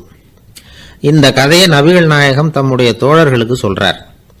ஒட்டகத்தை மட்டும் இல்லை, சில மனிதர்களையும் கூட சில விதத்தில் அணுகிதான் அவர்களை சீர்திருத்த வேண்டியிருக்குது அப்படிங்கிறத அவங்களுக்கு உணர்த்தினார். இது ஒரு அழகான உளவியல் அணுகுமுறை. சில குடும்ப தலைவர்கள் கூட இந்த ஒட்டகம் மாதிரி நடந்துக்கிறது உண்டு, அப்புறம் அடங்கி போகிறதும் உண்டு. ஒரு குடும்ப தலைவர் காலையில் எழுந்திரிச்சதுலேருந்து சத்தம் போட்டு கத்திக்கிட்டு இருப்பார். பக்கத்தில் இருந்தவங்கெல்லாம் ஓடி போய் சமாதானம் பண்ணி பார்த்தாங்க. அவர் ஓயறது மாதிரி தெரியல. கடைசியில் அவர் மனைவி வந்தாங்க. நீங்கள் எல்லாம் விலகி போயிடுங்க, அவர் சுபாவம் எனக்கு தெரியும், நான் பார்த்துக்கிறேன் அப்படின்னாங்க. சரின்னு எல்லாரும் போயிட்டாங்க. சாயந்தரமாக பார்க்குறாங்க, அவர் சத்தம் இல்லாமல் ஒரு மூலையில் உட்காந்துருக்கிறார், ரொம்ப சாதுவா. ஆச்சரியமாக இருந்தது. என்னம்மா பண்ணீங்கன்னு கேட்டாங்க. அது ஒன்றும் இல்லைங்க, ஒரு வேளை சாப்பாட்டை நிறுத்தினேன், பட்னி போட்டேன், அவ்வளவுதான் அப்படின்னாங்க அந்த அம்மா. ஒரு ஜென் துறவி, அவருக்கு ரொம்ப வயசாயிட்டுது, கடைசி காலம். நண்பர்களெல்லாம் கூப்பிட்டார். நண்பர்களே, நான் வித்தியாசமான முறையில் சாகணும்னு ஆசைப்படுறேன், அதுக்கு ஏதாவது யோசனை சொல்லுங்களேன் அப்படின்னு கேட்டாராம். நண்பர்கள் சிரித்தாங்க. என்ன பேச்சு பேசுகிறீங்க, சாவறதுங்கிறது என்ன விளையாட்டு கத்தனமான காரியமா அப்படின்னு கேட்டிருக்காங்க. அந்த துறவி கொஞ்ச நேரம் யோசனை பண்ணார். அப்புறம் கேட்டாராம், இது வரைக்கும் யாராவது நடந்துக்கிட்டே இறந்துருக்குறாங்களா அப்படின்னாராம். எல்லாரும் இல்லைன்னாங்களாம். ஒருத்தர் மட்டும் சொல்லியிருக்கார். அப்படியும் ஒருத்தர் இறந்துருக்கிறதாக ஒரு கதையில் படிச்சிருக்கிறேன், ஒரு ஞானியால் தான் அப்படியெல்லாம் செய்ய முடியும் அப்படின்னு அவர் சொன்னாராம். சரி, அப்படின்னா அந்த முறை நமக்கு வேணாம், நின்றுக்கிட்டே யாராவது உயிரை விட்டுருக்காங்களா அப்படின்னு விசாரிச்சாராம். அப்படியும் ஒருத்தர் இறந்துருக்கிறார் அப்படின்னாங்களாம். மறுபடியும் அந்த துறவி யோசனை பண்ணியிருக்கிறார். ஏதாவது வித்தியாசமான முறையில் நாம் போகணும் அப்படிங்கிறது அவருடைய விருப்பம். மனிதன் எப்படி வாழ்கிறானோ அப்படி இறப்பது தான் நல்லது. சரி, யாராவது தலைகீழாக யோகம் செய்யும் நிலையில் இறந்துருக்கிறாங்களா அப்படின்னு விசாரித்தாராம். நண்பர்கள் சிரித்தாங்க. தலைகீழாக நின்னபடி இறந்ததாக நாங்கள் கேள்விப்பட்டதே இல்லை, அது முடியாத காரியம் அப்படின்னு இருக்காங்க. இப்போ அந்த துறவிக்கு திடீர்னு உற்சாகம் வந்துட்டுது. உடனே எழுந்திரிச்சார், தலைகீழாக நின்னார், அப்படியே உயிரை விட்டுட்டார். அவ்வளோதான். அந்த மடாலயத்தில் ஒரே குழப்பம். எப்படி அவரை கீழே இறக்கி படுக்க வைக்கிறது அப்படின்னு புரியல. இப்படி உயிர் விடுறதை பற்றி அவங்க இதுவரைக்கும் கேள்விப்பட்டதும் இல்லை. உண்மையிலேயே இவர் இறந்து தான் போனாராங்கிறதும் தெரியல. சோதித்து பார்த்தாங்க. இதய துடிப்பு, நாடி துடிப்பு எல்லாம் நின்று போயிருந்தது. இவர் எப்போவும் இப்படி தான், என்ன பண்ணுறது இப்போது அப்படின்னு சொல்லி எல்லாரும் குழம்பிக்கிட்டு இருக்கிற சமயத்தில் ஒரு பெரியவர் யோசனை சொன்னார். இந்த துறவியோட மூத்த சகோதரி பக்கத்து மடாலயத்தில் இருக்கிறாங்க, அவங்கள இங்கே அழைச்சிட்டு வந்தால் ஏதாவது வழி கிடைக்கும் அப்படின்னார். அந்த அம்மாவுக்கு 90 வயசு. அழைச்சிட்டு வந்தாங்க. ஒரு குச்சியை ஊன்றிக்கிட்டு அப்படியே மெதுவாக நடந்து வந்தாங்க. தம்பி, தலைகீழாக நின்று உயிர் விட்டு இறக்கிறத பார்த்தாங்க. தம்பின்னு கூப்பிட்டு பார்த்தாங்க, ஒன்றும் காணோம். உடனே என்ன பண்ணாங்க, தன்னுடைய கைத்தடியால் தம்பியோட உடலை ஒரு தட்டு தட்டினாங்க. ஏப்பா, சாகிறப்பவும் உன்னுடைய குறும்புத்தனத்தை விடலையா? இப்படியாடா சாகிறது, ஒழுங்காக செத்து தொலை அப்படின்னாங்களாம். அவ்வளவுதான். உடனே அந்த துறவி திரும்பி நேராக நின்னார். அக்கா, கோவப்படாத, நான் ஒழுங்காக சாகிறேன், எப்படி செத்தா என்ன, எல்லாம் எனக்கு ஒன்று தான் அப்படின்னு சொல்லிவிட்டு அப்படியே தரையில் படுத்து உயிரை விட்டாராம். அதுக்கப்புறம் அந்த அம்மா கோலை கையில் எடுத்துக்கிட்டு அப்படியே திரும்பி கூட பார்க்காம அவங்க பாட்டுக்கு போயிட்டாங்களாம். மரணத்தை ஒரு விளையாட்டாக ஆக்கிய அந்த துறவிக்கு வாழ்க்கையே ஒரு விளையாட்டாக தான் இருந்திருக்குது. எந்த நோக்கமும் இல்லாமல் செயல்படுறதுன்னா என்னங்கிறதும் அவருக்கு தெரிஞ்சிருக்குது. பயனை எதிர்பார்க்காமல் பணி செய்து வாழ்ந்து மறைந்த மகான் அவர். தம்முடைய தொழிலை விளையாட்டு போல செய்ய தெரிஞ்சவருக்கு வாழ்க்கையே ஒரு விளையாட்டாக மாறிடும். எல்லாமே விளையாட்டாகி விடுகிற போது மரணமும் விளையாட்டாகிவிடும் அப்படிங்கிறது தான் அந்த தத்துவம். ஆனால் அதுக்கு முன்னாடி உங்களுக்குள்ளே இருக்கிற உண்மையான நடிகனை நீங்கள் அடையாளம் கண்டுபிடிக்கணும். நீங்கள் நடிக்க வேண்டியதே இல்லை, நீங்கள் ஏற்கனவே நடிச்சுக்கிட்டு தான் இருக்கிறீங்க. நீங்கள் இந்த உண்மையை தெரிஞ்சுக்கணும், அவ்வளவுதான். இதுதான் ஞானிகளுடைய கருத்து. வாழ்க்கையை சரியாக புரிஞ்சுக்கிட்டால் எல்லாமே நடிப்புங்கிறது புரியும். கல்யாண பத்திரிக்கை அனுப்பியிருந்தேனே, ஏண்டா வரலன்னு கேட்டான் ஒருத்தன். வந்திருந்தேனே அப்படின்னானா இவன். டேய், ஏண்டா போய் சொல்கிற, நான் பத்திரிக்கையே உனக்கு அனுப்பலையே அப்படின்ட்டுருக்கான் அவன். அதுக்கு இவன் சொன்னானா, பத்திரிக்கை அனுப்புனேன்னு நீ போய் சொல்கிறப்போ கல்யாணத்துக்கு வந்தேன்னு நான் போய் சொல்லக்கூடாதா அப்படின்னானா. விவசாயிகள் அவங்க விவசாயம் முன்னேறி இருக்கிற அளவுக்கு விவசாயிகளுடைய வாழ்க்கை தரம் முன்னேறலை. அந்த அளவுக்கு அவர்கள் நாட்டுக்காக உழைச்சிக்கிட்டு இருக்கிறாங்க. அந்த காலத்திலே அதை பற்றி ஒரு கதை சொல்கிறது உண்டு. ஒரு வயசான ஆள் நிலத்தில் ஏறு ஊதுகிட்டு இருந்தாராம். கிழிஞ்சு போன ஒரு சின்ன துண்டை தான் இடுப்பில் கட்டியிருந்தாராம். தலையில் ஒரு கந்தலை சுற்றி இருந்தார். உடம்பு பூரா சேரு, ரொம்ப ஏழை. ஏறு ஓட்டிகிட்டு இருக்கிறவர் வேறு எப்படி இருப்பார்? இருந்தாலும் அந்த ஆள் ரொம்ப ஜாலியாக பாட்டு பாடிக்கிட்டே ஏறு ஊதுகிட்டு இருந்தாராம். உடம்புல தான் அவர் ஏழையை தவிர மனசில் ஒரு ஏழையாக தெரியல. அந்த சமயத்தில் அந்த நாட்டு ராஜா அந்த பக்கமாக குதிரை மேலே வந்தாராம். வேட்டைக்கு போயிட்டு பரிவாரங்களோடு திரும்பி வந்துகிட்டு இருக்கிறார். ரொம்ப செல்வ செழிப்பில் இருக்கிற ராஜா அவர். இந்த வயசான விவசாயியை பார்த்துருக்கார். இந்த ஆள் ரொம்பவும் ஏழைங்கிறது அவர் பார்த்தாவே பளிச்சுன்னு தெரியுது. கட்டிக்கிறதுக்கு நல்ல துணி இல்லை, உடம்போ இழைச்சி போயிருக்குது, வயிறு முதுகில் போய் ஒட்டிக்கிட்டு இருக்கு, கண்ணு குழு விழுந்து போயிருக்குது. ஆனாலும் முகத்தை பார்த்தா சந்தோஷமாக இருக்கிற மாதிரி இருக்கு. இவ்வளவு உற்சாகமாக பாடிக்கிட்டு இருக்கிறாரு அப்படின்னு ஆச்சரியமாக நினச்சி பார்த்தார் அந்த ராஜா. சரி, அவர்கிட்ட கொஞ்சம் பேச்சு கொடுத்து பார்க்கலாம் அப்படின்னு முடிவு பண்ணார். ஐயா பெரியவரே, இப்படி கொஞ்சம் வர முடியுமான்னாராம். பொழுது போகிறதுக்குள்ளே நான் இந்த வயல் பூரா உழவு ஓட்டி ஆகணும், அதனால் பேசுறதுக்கு நேரம் இல்லை அப்படின்னாராம் அந்த பெரியவர். என்ன அவ்வளவு அவசரமா? மீதி இருந்தால் நாளைக்கு உழுதக்கூடாதா? அது சரி, உனக்கு எத்தனை ஏக்கர் நிலம் இருக்குது அப்படின்னு விசாரிச்சிருக்கார் ராஜா. எனக்குன்னு சொந்தமாக உள்ளங்கை அளவு கூட நிலம் கிடையாது. இது எங்கள் முதலாளியோட நிலம். இதை பூராவும் உழுது முடிச்சாதான் அவர் கூலி கொடுப்பார். நான் கூலிக்கு உழுதுகிட்டு இருக்கிறேன். உங்ககிட்ட பேசிக்கிட்டு இருந்தா அவருக்கு துரோகம் பண்ணது மாதிரி ஆயிடும் அப்படின்னாராம்.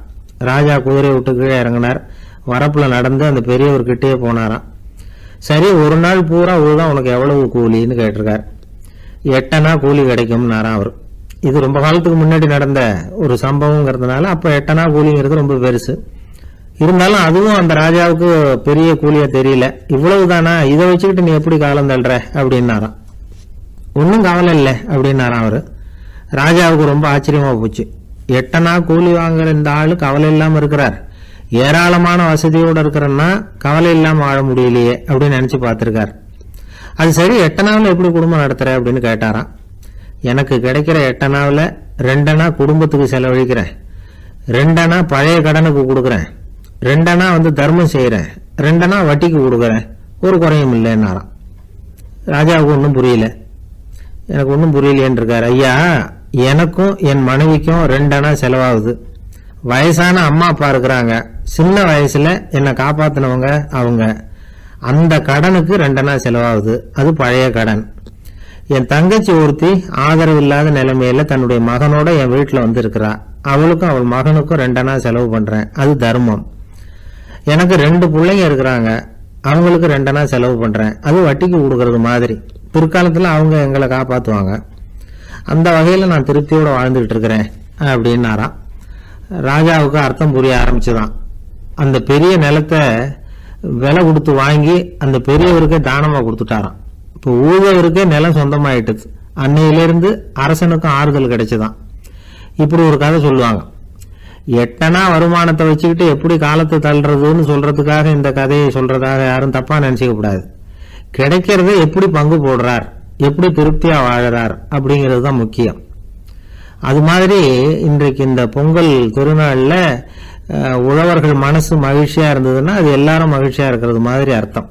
அதனால அவர்கள்ட்ட இருந்து நாம பாடம் கத்துக்கணும். சில உழவர்கள் தங்கள் நிலத்துல விளையறத தாங்கள் சாப்பிட மாட்டாங்க, அடுத்தவங்கள்ட்ட வித்துட்டு சந்தையில போய் வேற அரிசி வாங்கிட்டு வந்துதான் இவங்க சாப்பிடுவாங்க.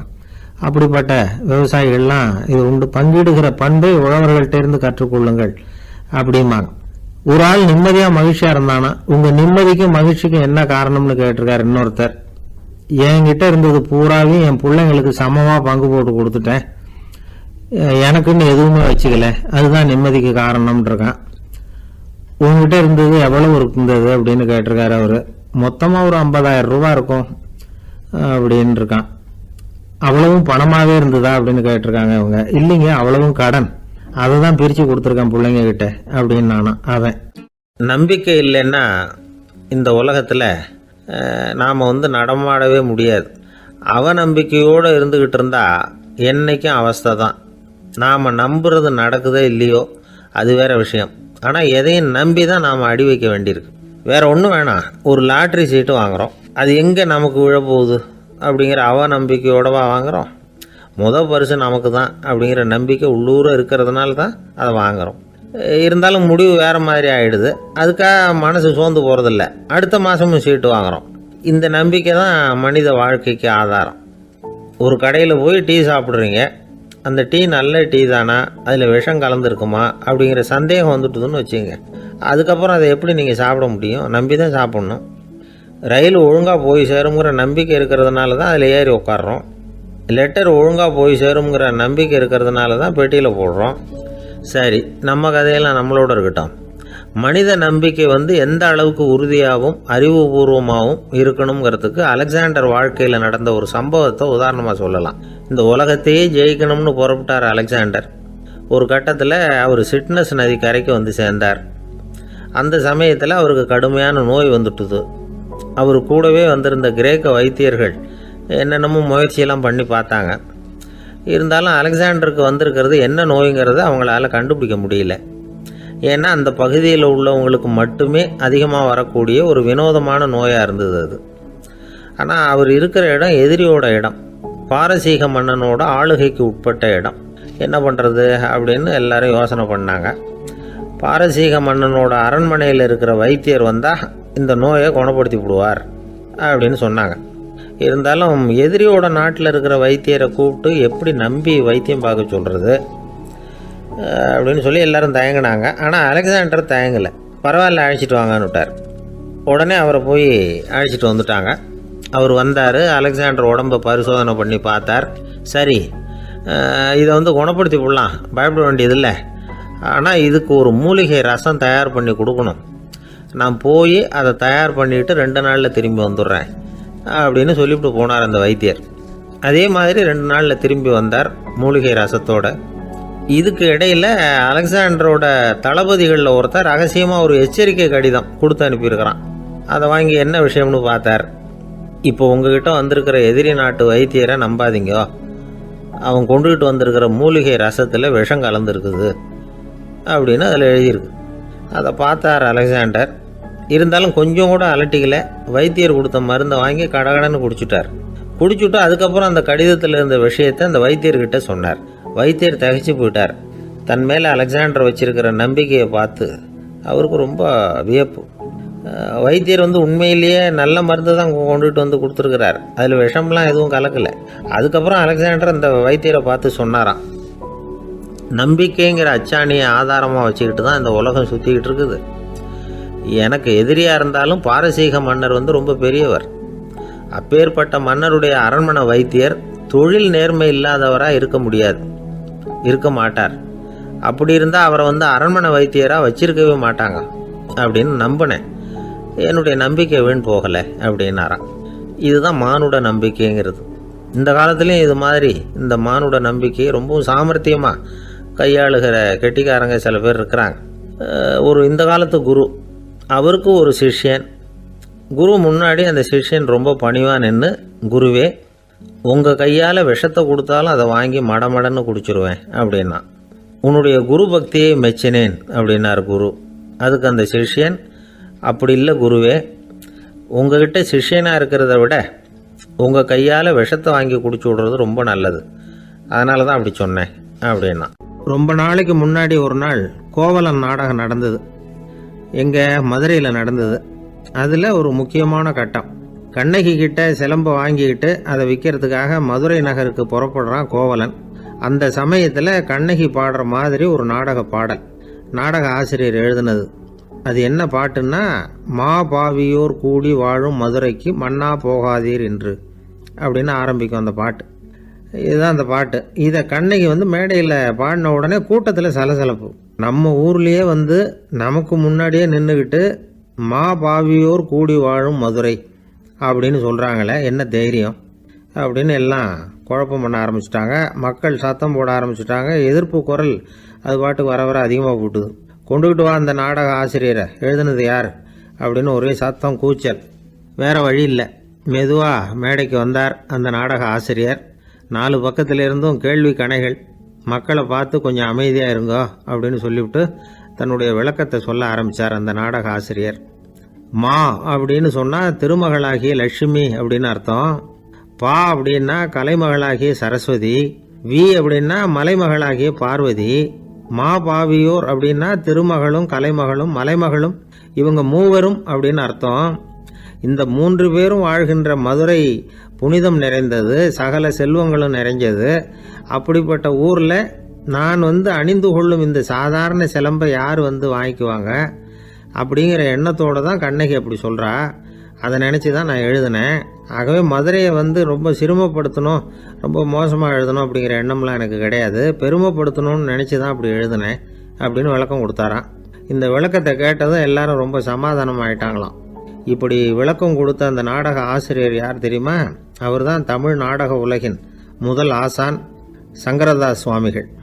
அவருக்கு நகைச்சுவை உணர்வும் அதிகம். 1920ஆம் ஆண்டு திருநெல்வேலியில் அவர் தங்கியிருக்கிறார் நாடகம் நடத்துறதுக்காக. அவர் தங்கியிருந்த வீட்டில் கொசு மூட்டை பூச்சி அதிகமாக இருந்திருக்கு. அவரால் தூங்கவே முடியல. அவர் அனுபவித்த தொல்லைகள் ஒரு பாட்டாக உருவாச்சு. வேடிக்கையாக ஒரு பாட்டு எழுதினாராம். மூட்டையும் கொசுவும் ஒரு வீட்டிலே மீட்டிங் போட்டால் முன்னே நிற்க யாரால் முடியும்? கொசு மோகன ராகம் போல சத்தம் போட்டு முன்னே நின்று செய்திடும் யுத்தம். இதை மறுநாள் நாடகத்தில் கோமாளி வேஷம் போட்ட ஒரு சிறுவனை விட்டு பாட வச்சிருக்காரு. எல்லாரும் சிரித்து ரசித்தாங்களாம். சங்கரதாஸ் சுவாமிகள் கல்யாணமே பண்ணிக்கல, துறவி மாதிரியே வாழ்ந்திருக்கார். தமிழ் நாடக கலைக்கு தன்னையே அர்ப்பணம் பண்ணிக்கிட்டவர் அவர். 1922 நவம்பர் மாதத்தில் ஒரு நாள் புதுச்சேரியில் அவர் வாழ்க்கை முடிஞ்சுது. அப்போ அவருக்கு வயசு 55. சங்கரதாஸ் சுவாமிகள் நாடக ஆசிரியர் மட்டும் இல்லை, மேடை நாடக இயக்குனர், தயாரிப்பாளர், அவரே ஒரு சிறந்த நடிகர். ஒரு தடவை சாவித்திரி நாடகத்தில் இவர் யமதர்மனா வேஷம் போட்டு நடிச்சிருக்கிறார். நாடகம் பார்த்துக்கிட்டு இருந்த கருவுற்ற ஒரு பெண்மணிக்கு பயத்தினால அங்கேயே குழந்தை பிறந்துட்டு தான். அந்த நிகழ்ச்சிக்கு அப்புறம் இவர் இந்த வேஷம் போடுற